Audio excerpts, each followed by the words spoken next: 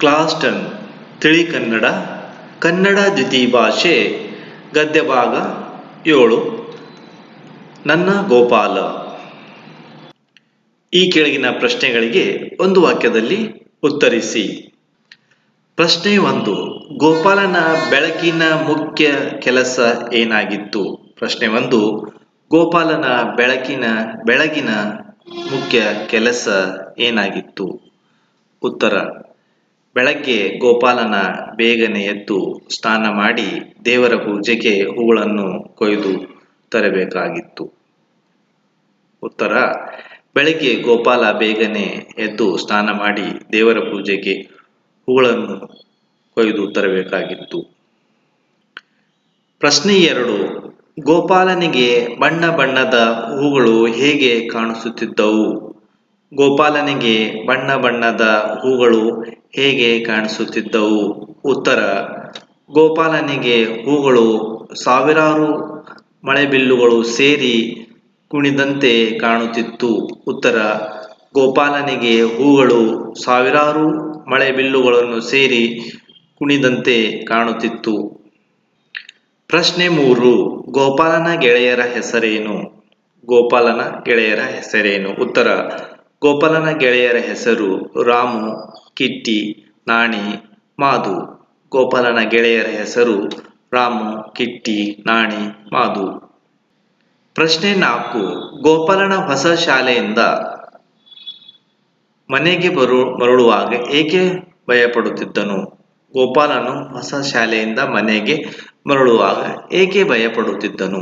ಉತ್ತರ: ಗೋಪಾಲನು ಶಾಲೆಯಿಂದ ಮನೆಗೆ ಮರಳುವಾಗ ಕಾಡಿನ ದಾರಿಯಲ್ಲಿ ಕತ್ತಲೆಯಿಂದ ಕಾರಣ ಭಯಪಡುತ್ತಿದ್ದನು. ಗೋಪಾಲನು ಶಾಲೆಯಿಂದ ಮನೆಗೆ ಮರಳುವಾಗ ಕಾಡಿನ ದಾರಿಯಲ್ಲಿ ಕತ್ತಲಿಂದ ಕಾರಣ ಭಯಪಡುತ್ತಿದ್ದನು. ಪ್ರಶ್ನೆ 6. ಬನದ ಗೋಪಾಲ ಯಾರು? ಕಾಡಿನಲ್ಲಿ ಅವನ ಕೆಲಸವೇನು? ಬನದ ಗೋಪಾಲ ಯಾರು? ಕಾಡಿನಲ್ಲಿ ಅವನ ಕೆಲಸವೇನು? ಉತ್ತರ: ಬನದ ಗೋಪಾಲ ಭಗವಂತ. ಅವನು ಕಾಡಿನಲ್ಲಿ ಯಾವಾಗಲೂ ದನ ಕಾಯುತ್ತಾ ಇರುತ್ತಾನೆ. ಬನದ ಗೋಪಾಲ ಭಗವಂತ. ಅವನು ಕಾಡಿನಲ್ಲಿ ಯಾವಾಗಲೂ ದನ ಕಾಯುತ್ತಾ ಇರುತ್ತಾನೆ. ಈ ಕೆಳಗಿನ ಪ್ರಶ್ನೆಗಳಿಗೆ 3-4 ವಾಕ್ಯಗಳಲ್ಲಿ ಉತ್ತರಿಸಿ. ಪ್ರಶ್ನೆ 1. ಮಲಗಿದ್ದ ಗೋಪಾಲನನ್ನು ತಾಯಿಯು ಯಾವ ಮಾತುಗಳಿಂದ ಎಳಿಸಿದಳು? ಉತ್ತರ: ಮಲಗಿದ ಗೋಪಾಲನನ್ನು ತಾಯಿಯು ಎಳಿಸಲು ಈ ರೀತಿಯ ಮಾತನ್ನು ಹೇಳುತ್ತಾಳೆ. ಗೋಪಾಲ, ಬೆಳಗಾಯಿತು, ಏಳು, ನೋಡಲ್ಲಿ ಸೂರ್ಯನಾರಾಯಣನು ತನ್ನ ಚಿನ್ನದ ಕಿರಣಗಳಿಂದ ಬಾವಿಯ ಬಿಳಿಯ ತೆಂಗಿನ ಮರದ ತುದಿಯಲ್ಲಿ ಇದ್ದಾನೆ. ಕೇಳಲ್ಲಿ ಹಕ್ಕಿಗಳು ಹಾಡುತ್ತಾ ಹಾರಾಡಿ ಕರೆಯುತ್ತಿವೆ. ಎದ್ದೇಳು ಗೋಪಾಲ, ಶಾಲೆಗೆ ಹೊತ್ತಾಯಿತು ಎಂದು ಹೇಳುತ್ತಾಳೆ. ಉತ್ತರ: ಮಲಗಿದ ಗೋಪಾಲನನ್ನು ತಾಯಿ ಇಳಿಸಲು ಈ ರೀತಿ ಮಾತನ್ನು ಹೇಳುತ್ತಾಳೆ. ಗೋಪಾಲ, ಬೆಳಗಾಯಿತು, ಏಳು, ನೋಡಲ್ಲಿ ಸೂರ್ಯನಾರಾಯಣ ತನ್ನ ಚಿನ್ನದ ಕಿರಣಗಳಿಂದ ಬಾವಿಯ ಬಿಳಿಯ ತೆಂಗಿನ ಮರದ ತುದಿಯಲ್ಲಿ ಇದ್ದಾನೆ. ಕೆಳದಲ್ಲಿ ಹಕ್ಕಿಗಳು ಹಾಡುತ್ತಾ ಹಾರಾಡಿ ಕರೆಯುತ್ತಿವೆ. ಎದ್ದೇಳು ಗೋಪಾಲ, ಶಾಲೆಗೆ ಹೊತ್ತಾಯಿತು ಎಂದು ಹೇಳುತ್ತಾಳೆ. ಪ್ರಶ್ನೆ 2. ಗೋಪಾಲನು ಹೋಬನದ ಸೊಗಸನ್ನು ಯಾವ ರೀತಿ ವರ್ಣಿಸಿದನು? ಗೋಪಾಲನು ಹೋಬನದ ಸೊಗಸನ್ನು ಯಾವ ರೀತಿ ವರ್ಣಿಸಿದನು? ಉತ್ತರ: ಗೋಪಾಲನ ಮಲ್ಲಿಗೆ ಹೂ, ಕೆದಗೆಯ ಹೂ, ಸಂಪಿಗೆ ಹೂ, ಪರ್ವತ ಬಾಳೆ ಹೂ, ಗೋರಂಟಿಯ ಹೂವಿನಿಂದ ಕೂಡಿತು. ಅಲ್ಲಿಂದ ಹೂಗಳು ಸಾವಿರಾರು ಮಳೆಬಿಲ್ಲುಗಳು ಸೇರಿ ಕುಣಿದಂತೆ ತೋರುತ್ತಿತ್ತು. ಹಕ್ಕಿಗಳ ಇಂಪಾದ ಗಾನ, ತಂಗಾಳಿಯ ಸೂರ್ಯದೇವನ ಹೊಂಬೆಳಕು, ಹಸುರಾದ ಚಿಗುರು, ಹುಲ್ಲಿನ ಮೇಲೆ ಕೋಟ್ಯಾಂತರ ಹಿಮಮಣಿಗಳು ಮಿರುಗುವ ಲೀಲೆಯನ್ನು ವರ್ಣಿಸಿದನು. ಪ್ರಶ್ನೆ 3. ಗೋಪಾಲನ ತಾಯಿ ಬಡತನದಿಂದ ಹೇಗೆ ಜೀವನ ನಡೆಸುತ್ತಿದ್ದಳು? ಪ್ರಶ್ನೆ 3. ಗೋಪಾಲನ ತಾಯಿ ಬಡತನದಿಂದ ಹೇಗೆ ಜೀವನ ನಡೆಸುತ್ತಿದ್ದಳು? ಉತ್ತರ: ಗೋಪಾಲನ ತಾಯಿ ಬಹಳ ಬಡತನದಲ್ಲಿ ಬಾಳುತ್ತಿದ್ದಳು. ಒಂದು ಸಣ್ಣ ಗುಡಿಸಿಲಿನಲ್ಲಿ ವಾಸಿಸುತ್ತಿದ್ದಳು. ಅದರ ಜಗಲಿಯ ಮೇಲೆ ಒಂದು ಮೂಲೆಯಲ್ಲಿ ಗೋಪಾಲನ ಸಣ್ಣ ವಿಗ್ರಹವಿರುವ ದೇವರ ಗೂಡು. ಗೋಪಾಲನ ತಾಯಿ ಒಂದು ಚರಕದ ಮುಂದೆ ಕುಳಿತು ನೂಲುತ್ತಿದ್ದಳು. ಗೋಪಾಲನ ಹಾಗೂ ಅವನ ತಾಯಿ ನೂಲು ಮಾರಿ ಬಂದ 3 ಕಾಸಿನಲ್ಲಿ ತಮ್ಮ ಸಂಸಾರವನ್ನು ಸಾಗುತ್ತಿದ್ದರು. ಪ್ರಶ್ನೆ 4. ಬನದ ಗೋಪಾಲನ ವೇಷಭೂಷಣ ಹೇಗಿದ್ದವು? ಪ್ರಶ್ನೆ 4. ಬನದ ಗೋಪಾಲನ ವೇಷಭೂಷವು ಹೇಗಿದ್ದವು? ಉತ್ತರ. ತಲೆಯ ಮೇಲೆ ಸಣ್ಣದೊಂದು ಕಿರೀಟ, ನವಿಲುಗಿರಿ, ಕೈಲೊಂದು ಕೊಳಲು, ಹೀಗೆ ಬನದ ಗೋಪಾಲನ ವೇಷಭೂಷಣವಾಗಿತ್ತು. ಒಬ್ಬಂಟಿಯಾದ ಗೋಪಾಲನು ಕಾಡಿನಲ್ಲಿ ಕಂಡು ಸೊರಗಿಸಲು ಈ ರೀತಿ ವೇಷಭೂಷಣದಲ್ಲಿ ಬರುವನು. ತಲೆ ಮೇಲೆ ಸಣ್ಣದೊಂದು ಕಿರೀಟ, ನವಿಲುಗಿರಿ, ಕೈಲೊಂದು ಕೊಳಲು, ಹೀಗೆ ಬನದ ಗೋಪಾಲ ವೇಷಭೂಷಣವಾಗಿತ್ತು. ಒಬ್ಬಂಟಿಯಾದ ಗೋಪಾಲನು ಕಾಡಿನಲ್ಲಿ ಕಂಡು ಸಂರಕ್ಷಿಸಲು ಈ ರೀತಿಯ ವೇಷಭೂಷಣದಲ್ಲಿ ಬರುವನು. ಈ ಕೆಳಗಿನ ಪ್ರಶ್ನೆಗಳಿಗೆ 10 ವಾಕ್ಯದಲ್ಲಿ ಬರೆಯಿರಿ. ಈ ಕೆಳಗಿನ ಪ್ರಶ್ನೆಗಳಿಗೆ 8-10 ವಾಕ್ಯದಲ್ಲಿ ಬರೆಯಿರಿ. ಪ್ರಶ್ನೆ 1. ಗೋಪಾಲ ಮತ್ತು ಬನದ ಗೋಪಾಲನ ನಡುವೆ ಆಗುವ ಸಂಭಾಷಣೆ ಏನು? ಗೋಪಾಲ ಮತ್ತು ಬನದ ಗೋಪಾಲನ ನಡುವೆ ಆಗುವ ಸಂಭಾಷಣೆಯನ್ನು ಏನು? ಉತ್ತರ. ಸಂಜೆಯ ಸಮಯದಲ್ಲಿ ಗೋಪಾಲನು ಶಾಲೆಯಿಂದ ಹಿಂತಿರುಗಿ ಬರುತ್ತಾನೆ. ಭಯಂಕರವಾದ ಕಾಡನ್ನು ನೋಡಿದ ಗೋಪಾಲನು ಹೆದರುತ್ತಾನೆ. ಈ ರೀತಿಯಲ್ಲಿ ಹೇಳುತ್ತಾನೆ: ಗೋಪಾಲಣ್ಣ, ಇದಕ್ಕೆ ಉತ್ತರವೇ ಇಲ್ಲ. ದನಗಳನ್ನು ಕಾಯುತ್ತಾ ಇನ್ನೆಲ್ಲಿಗೆ ಹೋದೆನೋ ಏನೋ, ಅಮ್ಮನ ಮಾತು ಸುಳ್ಳಾಗಲಾರದು ಎಂದು ಹೇಳುತ್ತಾ ಆ ಸಮಯದಲ್ಲಿ ಸ್ವಯಂ ಕೃಷ್ಣ ವನದ ಗೋಪಾಲನ ರೀತಿ ಪ್ರತ್ಯಕ್ಷನಾಗಿ, ಏನೋ ಗೋಪಾಲ ಎಂದು ಪ್ರಶ್ನಿಸಿದಾಗ ಗೋಪಾಲನು, ಎಲ್ಲಿದ್ದೀಯಾ? ಹೆದರಿಕೆಯಾಗುತ್ತಿದೆ ನನಗೆ ಎಂದು ಉತ್ತರಿಸುತ್ತಾನೆ. ಆ ಸಮಯದಲ್ಲಿ ಬನದ ಗೋಪಾಲನು, ಹೆದರಬೇಡ, ನಾನಲ್ಲಿಯೇ ಇದ್ದೇನೆ, ಧೈರ್ಯವಾಗಿ ಹೋಗು ಎಂದು ಸಮಾಧಾನಿಸುತ್ತಾನೆ. ಗೋಪಾಲನು ಕೃಷ್ಣನನ್ನು ಮನೆಗೆ ಆಹ್ವಾನಿಸಲು ಕೇಳಿದಾಗ ಕೃಷ್ಣನು ತಾನು ಕೆಲಸದ ಮೇಲಿದ್ದ ಕಾರಣ ಬರುವುದಾಗುವುದಿಲ್ಲ ಎಂದು ಹೇಳುತ್ತಾನೆ. ಪ್ರಶ್ನೆ 2. ಗೋಪಾಲನು ತನ್ನ ತಾಯಿಯೊಂದಿಗೆ ನಡೆಸಿದ ಸಂಭಾಷಣೆಯನ್ನು ಸಾರವೇನು? ಗೋಪಾಲನು ತನ್ನ ತಾಯಿಯೊಂದಿಗೆ ನಡೆಸಿದ ಸಂಭಾಷಣೆಯ ಸಾರವೇನು? ಉತ್ತರ.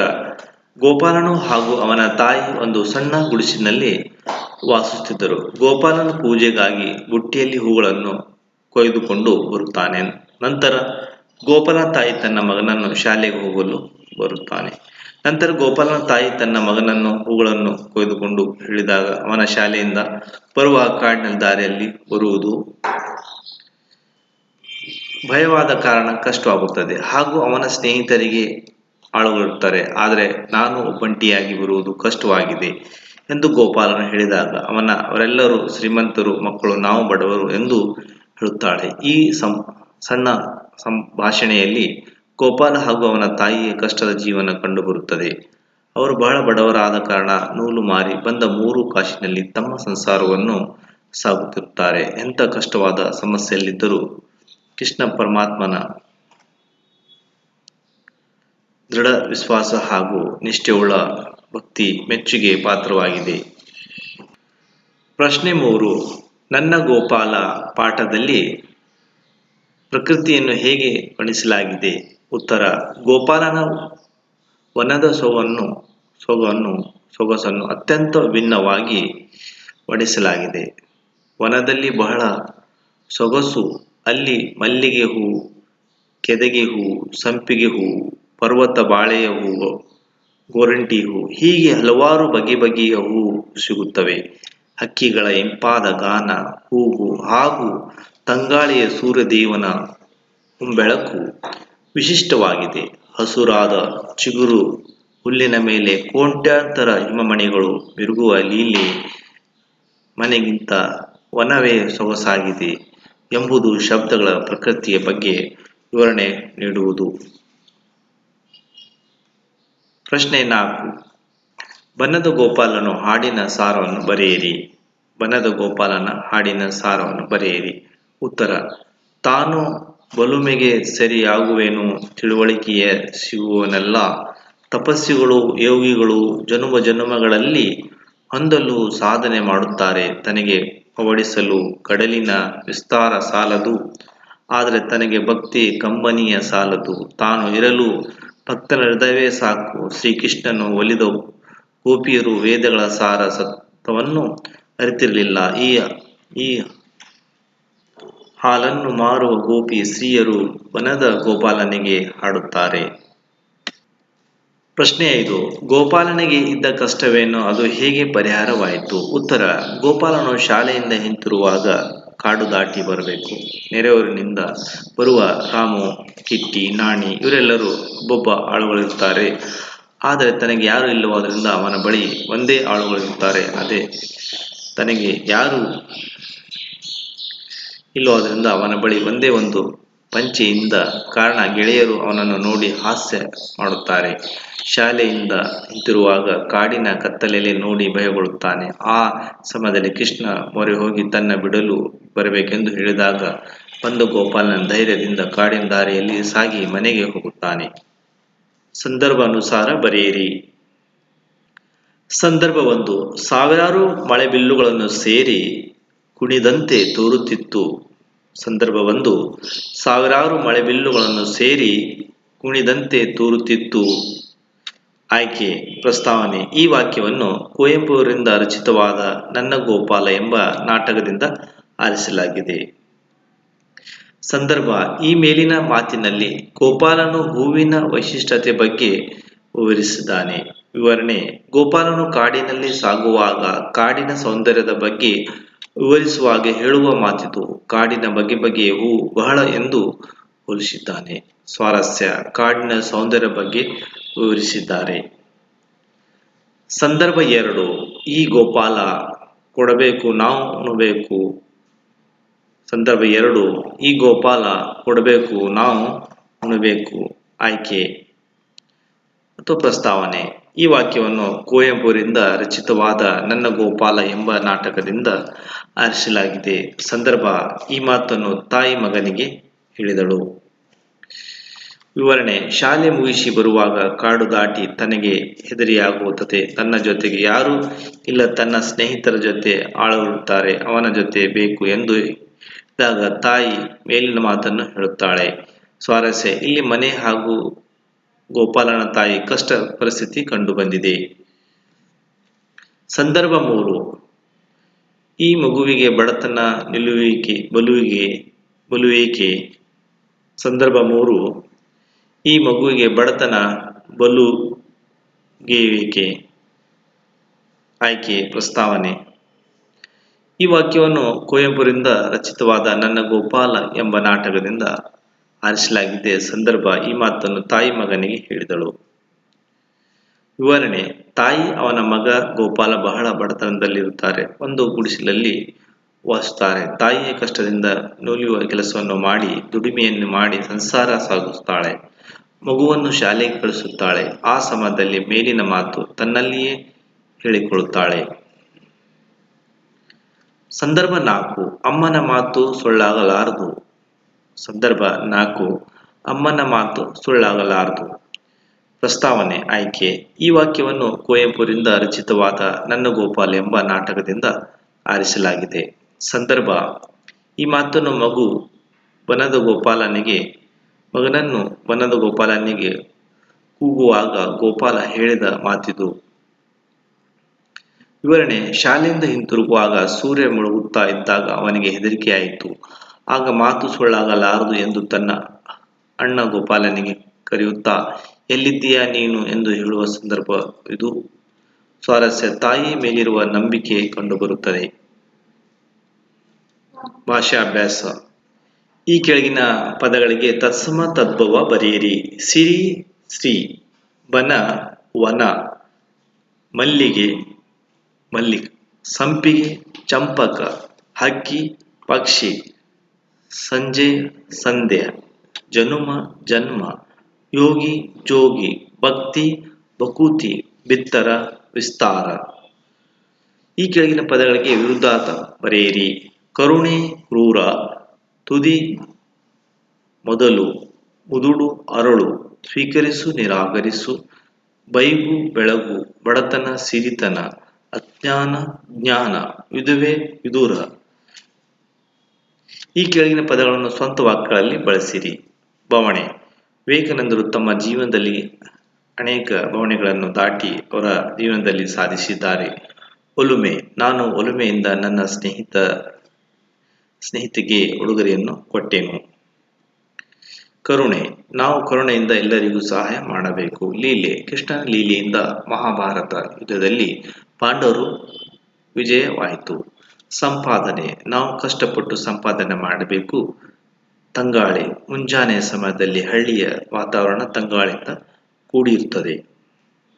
ಈ ಕೆಳಗಿನ ಪದಗಳನ್ನು ನುಡಿ ಸಂಧಿಯನ್ನು ಹೆಸರಿಸಿ. ತಂಪಾದ ಪ್ಲಸ್ ಗಾಳಿ ತಂಗಾಳಿ ಕರ್ಮಧಾರಿಯ ಸಮಾಸ. ಹಿಮ ಪ್ಲಸ್ ಗಾಳಿ ಹಿಮ್ಮಣಿ ಕರ್ಮಧಾರಿಯ ಸಂಧಿ. ಗಂಜಿಯನ್ನು ಪ್ಲಸ್ ಉಂಡು ಗಂಜಿ ಉಂಡು ಕ್ರಿಯಾ ಸಮಾಸ. ಲಕ್ಷ್ಮೀಶ ಪ್ಲಸ್ ಈಶ ಲಕ್ಷ್ಮೀಶ ಬಹುರ್ವಿ ಸಮಾಸ. ಹೊನ್ನಿನ ಪ್ಲಸ್ ಬೆಳಕು ಬೆಳಕು ಕರ್ಮಧಾರಿಯ ಸಮಾಸ. ಸ್ನಾನವನ್ನು ಪ್ಲಸ್ ಮಾಡು ಸ್ನಾನ ಮಾಡು ಕ್ರಿಯಾ ಸಮಾಸ. ಈ ಕೆಳಗಿನ ಪದ ವಿಗ್ರಹ ವಾಕ್ಯ ಮಾಡಿ ಸಮಾಸವನ್ನು ಹೆಸರಿಸಿ. ಕಣ ಪ್ಲಸ್ ಪನಿ ಕಂಬನಿ ಆದೇಶ ಸಂಧಿ. ಕೊಟ್ಟೆ ಪ್ಲಸ್ ಅಂತರ ಕೋಟ್ಯಾಂತರ ಯಣ ಸಂಧಿ. ಲಕ್ಷ್ಮಿ ಪ್ಲಸ್ ಈಶ ಲಕ್ಷ್ಮೀಶ ದೀರ್ಘ ಸಂಧಿ. ಕೊಳಲು ಪ್ಲಸ್ ಊದಿ ಕೊಳಲೂದಿ ದೀರ್ಘ ಸಂಧಿ. ಧೈರ್ಯ ಪ್ಲಸ್ ಆಗಿ ಧೈರ್ಯವಾಗಿ ಆಗಮ ಸಂಧಿ. ಹೆದರಿಕೆ ಪ್ಲಸ್ ಆದರೆ ಹೆದರಿಕೆಯಾದರೆ ಆಗಮ ಸಂಧಿ. ಮೇಲು ಪ್ಲಸ್ ಏಳು ಮೇಲೇಳು ಲೋಪ ಸಂಧಿ. ಈ ಕೆಳಗಿನ ವಾಕ್ಯ ಸೂಕ್ತ ಚಿಹ್ನೆ ಬರೆಯಿರಿ. ಗೋಪಾಲನೆಲ್ಲ ಹಾಸಿಗೆಯಿಂದ ಇನ್ನೂ ಏಳಲಿಲ್ಲವೋ ಏನೋ ಭಾವಸೂಚನೆ ಚಿಹ್ನೆ. ಕೀಳಲ್ಲಿ ಹಕ್ಕಿಗಳು ಹಾಡುತ್ತಾ ಹಾರಾಡಿ ಕರೆಯುತ್ತೇವೆ. ಇನ್ನ ಅಕ್ಷರ ಸೂಚಕ ಚಿಹ್ನೆ. ವನದಲ್ಲಿ ಏನಮ್ಮ ಸೊಗಸು ಏನು ಆನಂದ ಪ್ರಶ್ನಾರ್ಥಕ ಚಿಹ್ನೆ. Thank you for watching and subscribe. ಈ ವಿಡಿಯೋನು ಎಲ್ಲ SLC ವಿದ್ಯಾರ್ಥಿಗಳಿಗೆ ಶೇರ್ ಮಾಡಿ. Expert career academy Vijaypur, Sainik school ಮೊದಲನೇ ಗೇಟ್ ಹತ್ತಿರ, ಹಬೀಬ್ ನಗರ್ ವಿಜಯಪುರ್. ನಮ್ಮಲ್ಲಿ ಸಮರ್ ವೆಕೇಶನ್ ಮತ್ತು ರೆಗ್ಯುಲರ್ ಕ್ಲಾಸ್ SLC ಮತ್ತು Kannada medium summer vacation classes and regular classes. Admission ನೋಡಪ್ಪ English medium Kannada medium 10th class 9th class 8th class 7th 6th 5th 4th and all competitive exam. Navodaya Sainik Kittur, PUC per second arts commerce science, all class coaching available.